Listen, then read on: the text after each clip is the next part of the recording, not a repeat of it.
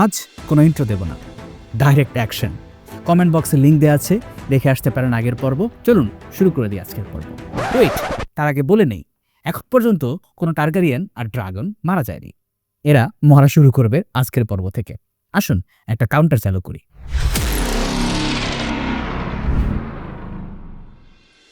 King এগনকে officially declare করা হলো king dragon পিটে, আর ওদিকে ড্রাগনস্টোনে রেনেরা ডিক্লেয়ার করলেন নিজেকে কুইন। রিকনসিলিয়েশন বা মিটমাটের সব চেষ্টা যখন ফেল করলো, তখন পুরোদমে শুরু হয়ে গেল the dance of the dragons. শুরুতেই ব্রিফমার্ক থেকে সি স্নেকের জাহাজগুলো দ্য গালেট বন্ধ করে দিল। সহজ কথায় কিংস ল্যান্ডিংয়ের ঢোকা বেরোনোর রাস্তা আর ট্রেড সবকিছু বন্ধ। এর পরপরই জ্যাকারিস ভ্যালারিয়ান তার ড্রাগন ভার্ম্যাক্সকে নিয়ে উড়াল দিল নর্থে, আর তার ভাই লুসেরিস গেল সাউথে অ্যারাক্সের পিঠে, আর প্রিন্স ডেমন সে ক্যারাক্সিসকে নিয়ে সোজা চলে গেল ট্রাইডেন্টের দিকে। The capture of Harrenhal. আসুন প্রথমে হ্যারেনহালের দিকে তাকাই। ব্ল্যাক হ্যারেনের স্মৃতি নিয়ে দাঁড়িয়ে থাকা ক্যাসেলটা অনেকটা ধ্বংসস্তূপ হলেও এর উঁচু উঁচু দেয়ালগুলো তখনও রিভারল্যান্ডসের যে কোনো দুর্গের মতোই শক্তিশালী ছিল। কিন্তু এগন দ্য কনকোয়ারার প্রমাণ করে গিয়েছিলেন যে আকাশ থেকে ড্রাগন আসলে দেয়াল দিয়ে কিছুই হয় না। এই গল্প বলেছি আগে। ক্যাসেলের লর্ড ল্যারি স্ট্রং তখন কিংস ল্যান্ডিংয়ে ষড়যন্ত্রে ব্যস্ত, তাই ক্যাসেল পাহারার অবস্থা ছিল শোচনীয়। ক্যাসেল পাহারায় ছিল তার চাচা বৃদ্ধ স্যার সাইমন স্ট্রং। মাথার উপর ক্যারাক্সিসকে ল্যান্ড করতে দেখে তিনি আর ব্ল্যাক হ্যারেনের ভাগ্য বরণ করতে চাইলেন না, সাথে সাথেই ব্যানার নামিয়ে সারেন্ডার করলেন। সরি, আপনারা মনে হয় এপিক ব্যাটেল আশা করছিলেন। সমস্যা নেই, ব্যাটেলের অভাব হবে না। সিরিজে যদিও দেখানো হয় সাইমন আগুনে পুড়ে লায়নেল স্ট্রং আর হারউইন স্ট্রং এর মৃত্যুর জন্য ল্যারিসকে দায়ী করে ইচ্ছা করে ডেমনের কাছে আত্মসমর্পণ করে। ডেমন এক ঢিলে অনেকগুলো পাখি মারল, স্ট্রং হাউসের বিশাল সম্পদ পেল, আর পেল 1 ডজন জিম্মি, যার মধ্যে স্যার সাইমন আর তার নাতিরাও ছিল। প্রয়োজনে এদের বদলে মূল্যবান কিছু পাওয়া যাবে। তবে এই জিম্মিদের মধ্যে ডেমন এক অদ্ভুত জিম্মি পেল, নাম অ্যালিস রিভার্স। কে এই মহিলা? এখানে আমাদের সোর্সরা আবার ত্রিমত পোষণ করেন। মানকান বলেন সে ছিল সাধারণ এক সার্ভিং ওমেন যে একটু আধটু ম্যাজিক জানত। সেপ্টন ইউস্টাস বলেন সে ছিল এক উডস উইচ। আর মাশরুম, সে তো অলওয়েজ এক কাটি সরেশ। তার মতে এই মহিলা নিজেকে ইয়াং রাখার জন্য কুমারী মেয়েদের রক্ত দিয়ে গোসল করত। তার নামের শেষে আছে রিভার্স, মানে সে বাস্টার্ড, কিন্তু তার বাবা মা কে তা নিয়ে ধোঁয়াশা আছে। কেউ বলে লর্ড লায়নেল স্ট্রং তার বাবা, মানে সে হারউইন ব্রেকবোনস আর ল্যারি স্ট্রং এর সৎ বোন। আবার মাশরুম বলে সে আরও অনেক বুড়ো, সে নাকি এই 2 ভাইয়েরই ধাত্রী ছিল, এমনকি তাদের বাবারও ধাত্রী হতে পারে। অ্যালিস রিভার্সের নিজের সব সন্তান মৃত জন্মালেও তার বুকের দুধ নাকি হ্যারেনহালের অসংখ্য বাচ্চাকে বাঁচিয়ে রেখেছিল। ড্যান্স অব দ্য ড্রাগনসের সময় তার বয়স ছিল অন্তত 40, এটা কনফার্ম। মাশরুমের মতে সেটা আরও বেশি, কিন্তু সবাই একমত যে তাকে দেখতে অনেক কম বয়সী লাগতো। এটা কি তার ব্ল্যাক ম্যাজিক নাকি জাস্ট গুড জেনেটিক্স, তা নিয়ে তর্ক চলতেই পারে। তবে মনে হয় প্রিন্স ডেমনের উপর তার জাদুটনা খুব একটা খাটেনি, কারণ ডেমন হ্যারেনহালে থাকাকালীন সময়ে এই উইচের কথা খুব একটা শোনা যায়নি। কিন্তু এ পরবর্তীতে গুরুত্বপূর্ণ চরিত্র হয়ে আসবে। সিরিজে কিন্তু সে বলেছিল ডেমনকে একটা কথা, you will die in this place. Spoilers, foreshadowing নাকি প্রিমনিশন এখন বলা যাবে না। যাই হোক, রক্তপাত ছাড়াই হ্যারেনহাল দখল ছিল কুইন রেনেরা আর তার ব্ল্যাকদের জন্য এক বিশাল ভিক্টরি। এটা সবাইকে মনে করিয়ে দিল প্রিন্স ডেমনের ক্ষমতা আর ব্লাড ওয়ার্ম ক্যারাক্সিসের ত্রাসের কথা। ওয়েস্টেরোসের একদম হার্টে রেনেরা পেয়ে গেল এক শক্ত ঘাঁটি। ডেমনের ডাকে সাড়া দিয়ে রিভারল্যান্ডসের নাইট, লর্ড আর সাধারণ কৃষকরাও লাঠিসোঁটা নিয়ে বেরিয়ে পড়ল ভিসেরিসের ছোট্ট মেয়েটার জন্য যুদ্ধ করতে। তারা ভোলেনি রেনেরা একসময় ছিল দ্য রেলস ডিলাইট, যে তার বাবার সাথে হাসি মুখে পুরো রাজ্য ঘুরে বেরিয়েছিল। রিভারল্যান্ডসের মাঝে ট্রাইডেন্ট নামে একটা নদী আছে। এই নদী 3 দিকে গেছে, এই কারণে এর নাম ট্রাইডেন্ট, মানে ত্রিশূল। এই দিকগুলোকে বলে রেড ফর্ক, গ্রিন ফর্ক আর ব্লু ফর্ক। রেড ফর্ক গিয়েছে রিভার রানের দিকে, যার দুপাশে চিরশত্রু হাউস ব্র্যাকেন আর হাউস ব্ল্যাকউডের সিট। এখানে আমরা আগামী পর্বে ফিরব। গ্রিন ফর্ক গেছে একদম নেকের টুইন্সে, মনে আছে এখানেই ঘটেছিল সেই কুখ্যাত রেড ওয়েডিং। আর এই 2 ফর্কের মাঝে আছে ব্লু ফর্ক। এখানে উল্লেখযোগ্য কিছু হয় বলে মনে পড়ছে না, মনে পড়লে আমি আবার আসবো এই ম্যাপে। এই ট্রাইডেন্টের লর্ডরা শীঘ্রই কুইনের দলে ভিড়তে শুরু করলো। টুইন্স থেকে এলো স্যার ফরেস্ট ফ্রে, সেই ফুল ফ্রে যে একসময় রেনেরাকে বিয়ে করার জন্য মারামারি করেছিল। সে এখন বড় হয়েছে এক জাদ্রেল নাইট। ব্ল্যাকউডরা তাদের ব্যানার ওড়ালো রেনেরার জন্য, আর ন্যাচারালি ব্রেকেনরা চলে গেল এগনের দলে। এদের ঝগড়া বহু বছর পুরনো, আর মোটামুটি সব ছোটখাটো লর্ড রেনেরার সাপোর্টে ডিক্লেয়ার করলো। পিঙ্ক মেডেনের লর্ড পিটার পাইপার একটা দারুণ কথা বলেছিলেন তখন, আমি রেনেরাকে আমার সোর্ডে শপথ দিয়েছিলাম। আমি বুড়ো হয়েছি ঠিকই, কিন্তু শপথ ভুলে যাবার মতো বুড়ো হইনি, আর তলোয়ারটাও এখনও আমার সাথেই আছে। কিন্তু ঝামেলা পাকালেন lord paramount of the Trident Grover Tully. 101 সালের গ্রেট কাউন্সিলেও তিনি পুরুষ এয়ার সাপোর্ট করেছিলেন, এখনও তাই। বুড়ো লর্ড বিছানায় শয্যাশয়ী হয়েও জেদ ধরে বসে থাকলেন যে রিভার রান লড়বে ইয়াং কিং এগনের জন্য।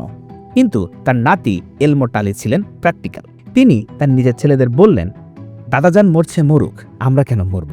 রিভার রানের তো ড্রাগন প্রুফ ছাদ নেই। তাই গ্রোভার টালি বিছানায় শুয়ে চিল্লাচিল্লি করলেও রিভার রান চুপচাপ দরজা বন্ধ করে বসে থাকলো, সেফ গেম খেলল। সিরিজে এই ঘটনাগুলো ঘটেছে স্টর্ম সেন্টারের ঘটনার পর, তাই অনেক ভিন্নভাবে এগিয়েছে। দেখানো হয় ব্লাড অ্যান্ড চিজের ঘটনার পর রেনেরার সাথে ঝগড়া করে ডেমন চলে যায় হ্যারেনহালে। টাইমলাইন উল্টাপাল্টা, আর সেখানে ডেমন পুরো সিজন জুড়ে খালি ভূত দেখে বেড়ায়। এই অংশটা খুবই বিরক্তিকর ছিল, ফিলার মনে হয়েছে। বইয়ে ডেমন, জ্যাকারিস আর লুসেরিস একসাথে রওনা হয়। 3টা ঘটনা ঘটে parallelly. Wait, blood and cheese কি? অপেক্ষা করুন, সবুরে নামা ফলে। জ্যাকারিসের নর্থ জয়। এদিকে জ্যাকারিস ভ্যালারিয়ার পৌঁছে গেল দ্য আইরিতে। সেখানে তখন রুল করছিলেন lady Jane Arryn, the maiden of the vale. জেসের চেয়ে তিনি 20 বছরের বড়। 3 বছর বয়সে বাবা আর ভাইদের হারানোর পর থেকে তিনি একাই বেল শাসন করেছেন, বিয়ে করেননি। মাশরুম বরাবরের মতো এখানেও নোংরা গল্প ফেলেছে। তার মতে লেডি জেন নাকি জেসকে সাপোর্ট দিতে রাজি হয়েছিলেন এই শর্তে যে জেসের তাকে সুখী করতে হবে। এর বেশি আর কিছু বললাম না, হালাল গল্প বলা কঠিন এই ইউনিভার্সে। সেপ্টন ইউস্টাস অবশ্য এটাকে উড়িয়ে দিয়ে বলেন লেডি জেন নাকি একই টিমে খেলতেন। যাই হোক, গ্র্যান্ড মাস্টার মানকান এসব গসিপ বাদ দিয়ে আসল পলিটিক্সের কথা লিখেছেন। লেডি জেন প্রিন্স জ্যাকারিসকে বললেন, আমার কাজিনরা 3 বার আমাকে সরানোর চেষ্টা করেছে, কারণ আমি নারী। এই পুরুষদের দুনিয়ায় আমাদের মেয়েদের এক থাকতে হবে। তোমার মা আমার রাইটফুল কুইন, আর তার শরীরে অ্যারিন রক্তও আছে। আপনাদের মনে আছে কিনা জানি না, রেনেরার মা ছিলেন ডেইলা টারগারিয়ান আর লর্ড রডরিক অ্যারিনের মেয়ে। তবে তার একটা শর্ত ছিল, ড্রাগন। তিনি বললেন, আমি আর্মিকে ভয় পাই না, ব্লাডি গেট পার হওয়া ইম্পসিবল, কিন্তু তুমি আকাশ থেকে নেমে এসেছ, যেমন কুইন ভিসেনিয়া এসেছিলেন। আমি অসহায় ফিল করেছিলাম, এরকম অসহায় আমি আর ফিল করতে চাই না, আমাকে ড্রাগন রাইডার পাঠাও। জেস রাজি হয়ে গেল, আর লেডি জেন তার সামনে হাঁটু গেড়ে বসে আনুগত্য স্বীকার করলেন।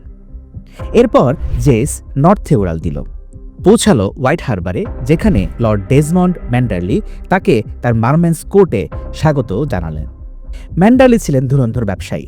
তিনি মনে করিয়ে দিলেন অনেক আগে ওল্ড কিং জেহেরিস ম্যান্ডারলিদের সাথে রাজপরিবারের বিয়ের কথা দিয়েছিলেন, কিন্তু প্রিন্সেস ভিসেরার মৃত্যুতে সেই প্রমিস আর রাখা হয়নি। এই গল্প অনেক আগে বলেছি। জেস ইঙ্গিত বুঝল। হোয়াইট হারবার ছাড়ার আগেই চুক্তি সই হলো, যুদ্ধ শেষ হলে জেসের ছোট ভাই জফরি বিয়ে করবে লর্ড ম্যান্ডারলির ছোট মেয়েকে। পলিটিক্স বলে কথা। বারম্যাক্সে চড়ে প্রিন্স জ্যাকারিস ভ্যালারিয়ান সোজা চলে গেল একদম নর্থে, উইন্টারফেলে। সেখানে তার জন্য অপেক্ষা করছিলেন এক জাদ্রেল ইয়াং লর্ড ক্রেগান স্টার্ক। ইতিহাস পরে তাকে old man of the north নামে ডাকবে। কিন্তু জেস যখন 129 এসিতে সেখানে পৌঁছালো, তখন লর্ড স্টার্কের বয়স মাত্র 21। তবে বয়স কম হলে কি হবে, লাইফ এক্সপিরিয়েন্স তার কম ছিল না। 13 বছর বয়সে লর্ড হবার পর তার চাচা বেনার স্টার্ক রিজেন্ট হিসেবে নর্থ চালাতো, কিন্তু বয়স হবার পরও তার চাচা ক্ষমতা ছাড়ছিল না দেখে 126 এসিতে ক্রেগান নিজেই চাচা আর তার কাজিনদের জেলে ভরে নর্থের শাসন নিজের হাতে তুলে নেন। বুঝতেই পারছেন, বেশ ডেঞ্জারাস ক্যারেক্টার। শীত যখন জেকে বসেছে, নর্থে বইছে হাড় কাঁপানো বাতাস, কিন্তু লর্ড স্টার্ক জেসকে বেশ উষ্ণ অভ্যর্থনায় জানালেন। বলা হয় ক্রেগান আর জেসের মধ্যে বেশ ভালো বন্ধুত্ব হয়ে যায়, একেবারে ব্রোম্যান্স যাকে বলে। জেসকে দেখে ক্রেগানের হয়তো তার নিজের মৃত ছোট ভাইয়ের কথা মনে পড়ে গিয়েছিল। তারা একসাথে মদ খেত, শিকারে যেত আর ট্রেনিং করত। শেষমেশ তারা ব্লাড ওথ নিয়ে একে অপরকে ভাই পাতিয়ে ফেলল।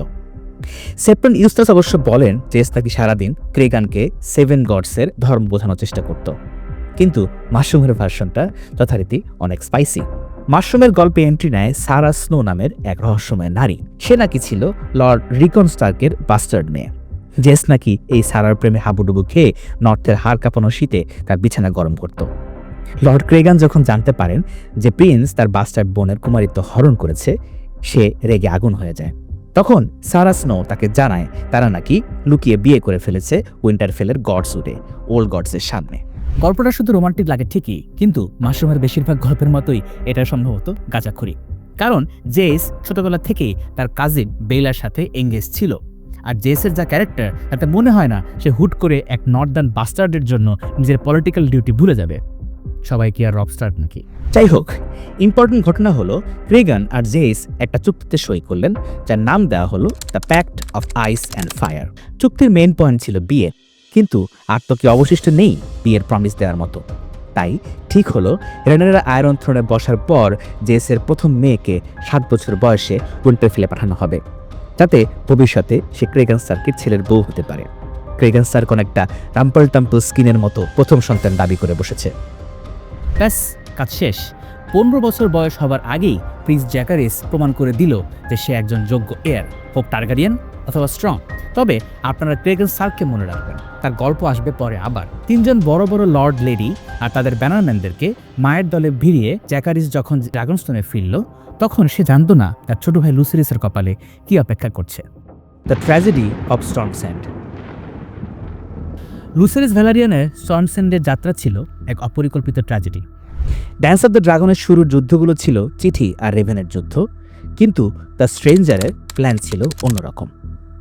লুক যখন ঝড়ের মধ্যে তার ড্রাগন অ্যারাক্সকে নিয়ে স্টর্মস্যান্ডের ক্যাসেল ইয়ার্ডে ল্যান্ড করলো, সে দেখল সেখানে আগে থেকেই বিশাল এক ড্রাগন বসে আছে, ভেগার। তার মানে প্রিন্স এমন টার্গারিয়ান আগেই সেখানে পৌঁছে গেছে। ভিসেরিসের মৃত্যুর খবর ধামাচাপা দেওয়ার কারণেই এমন্ড এই হেড স্টার্টটা পেয়ে গিয়েছিল। লর্ড বোরোস ব্যারাথিয়ন তার বাবা বড়মুন্ডের মতো ছিলেন না।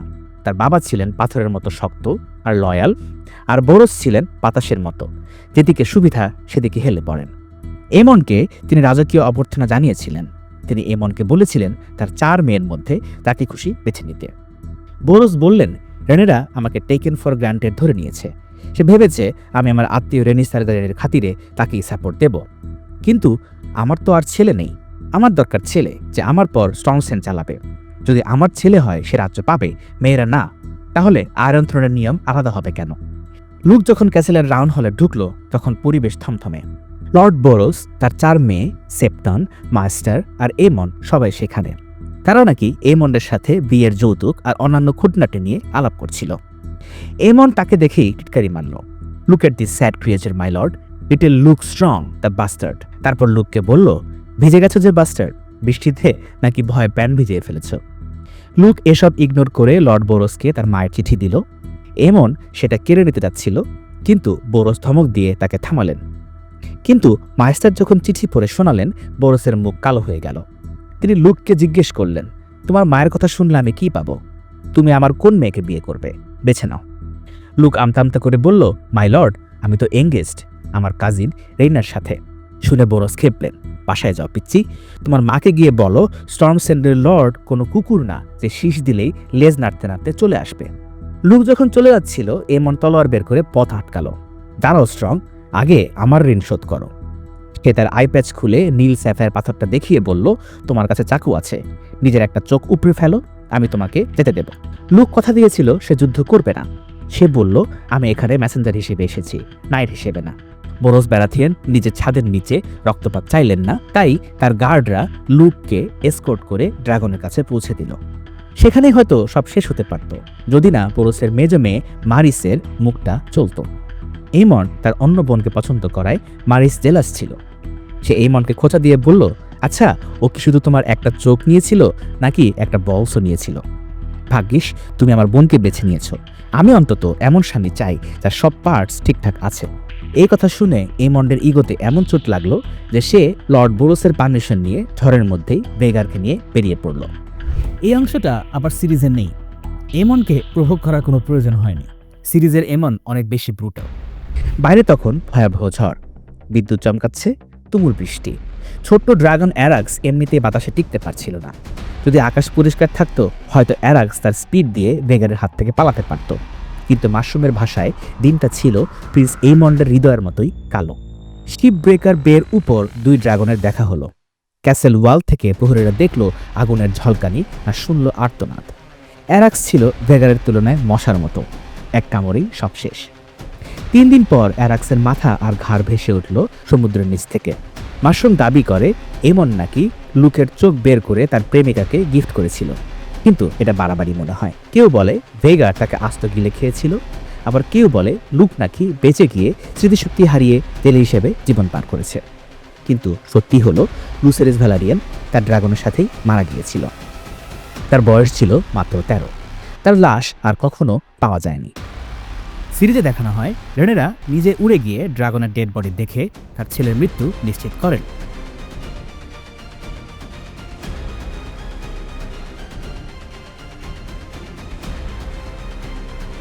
লাশ না পাওয়া গেলেও ড্রাগনস্টোনে এক ইমোশনাল ফিউনারাল হয় লুসেরিসের।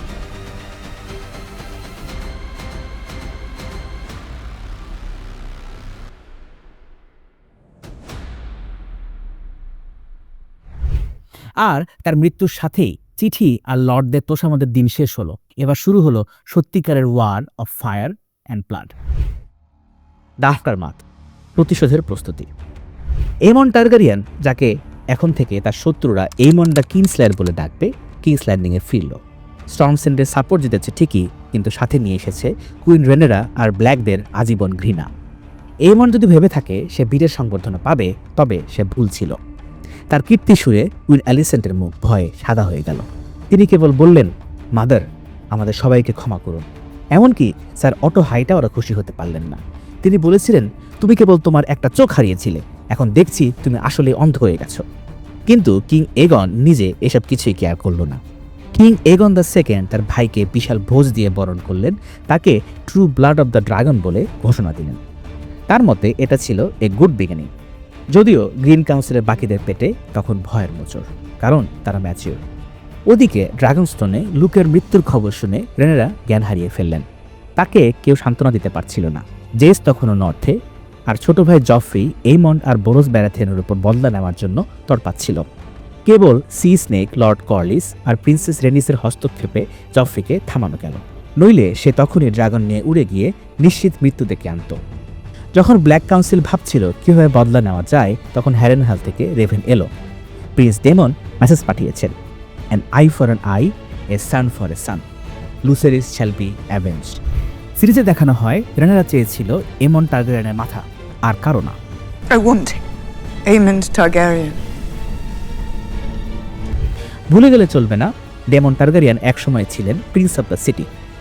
ফ্রি বটমের প্রত্যেকটা চোর, জুয়ারি আর পতিতা তার চেহারা আর হাসি চিত্ত। গোল্ড ক্লোক কমান্ডার থাকার সময় তিনি অনেকের মনে জায়গা করে নিয়েছিলেন। এমনকি কিংস ল্যান্ডিংয়ের নিচু লেভেলের মানুষরাও তাদের প্রিন্সকে ভালোবাসত। আর রাজার অজান্তেই ডেমন কোর্টের ভিতরে তার চর রেখেছিলেন, এমনকি গ্রিন কাউন্সিলও। ডেমন তার এক পুরনো বন্ধুর সাথে যোগাযোগ করলেন, যে রেড কিপের সব নোংরা গলি আর ইঁদুরের গর্ত চিনত। তাকে দায়িত্ব দেওয়া হলো এই ভয়াবহ প্রতিশোধ কার্যকর করার। ফ্লি বটমের অন্ধকার গলি থেকে ডেমনের সেই চর খুঁজে বের করল উপযুক্ত 2 জল্লাদকে। একজনের নাম ইতিহাসে হারিয়ে গেছে, সে ছিল সিটি ওয়াচের এক সার্জেন্ট।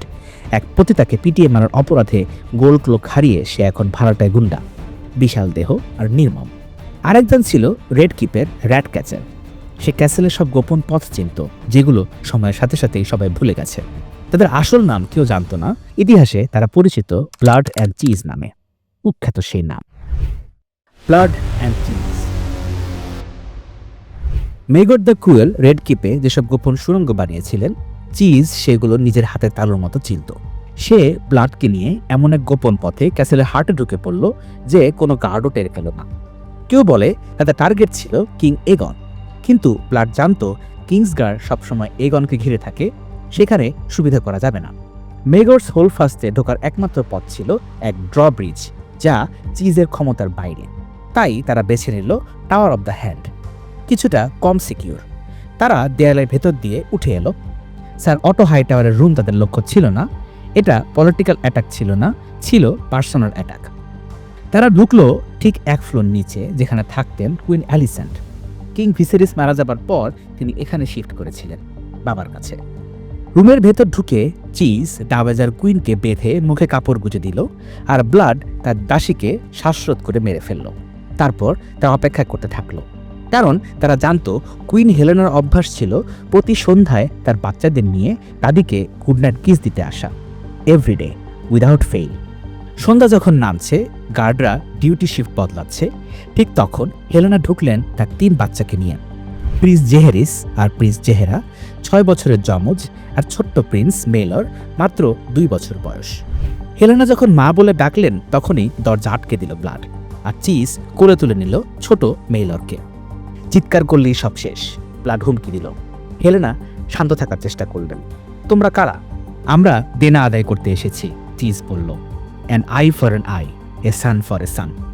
আমরা কেবল একটা ছেলেকে চাই। আমরা ফেয়ার মানুষ, বাকিদের গায়ে একটা টোকাও দেব না। আপনিই বলুন ইয়োর গ্রেস, কোন ছেলেকে হারাতে চান? হেলেনা যখন বুঝতে পারলেন এরা কি চাইছে, তিনি কেঁদে ফেললেন। তাদের বললেন তাকে মেরে ফেলতে।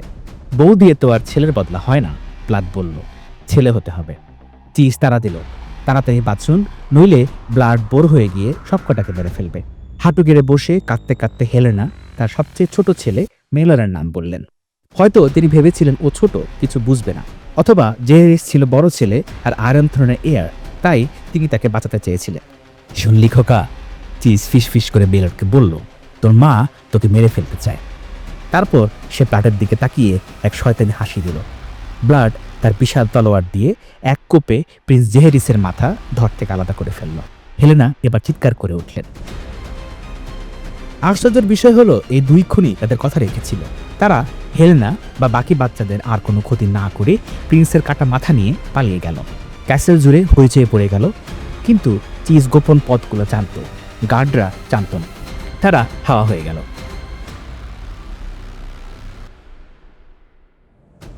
সিরিজের মজার ব্যাপার হচ্ছে হেলেনা আরেকটা প্রফেসি দেয় এখানে। খেয়াল করেছেন? সে বলে she is afraid of the rats. I'm afraid. Don't be. They'd be fools to come with Vagar protecting the city. Not the dragons. The rats.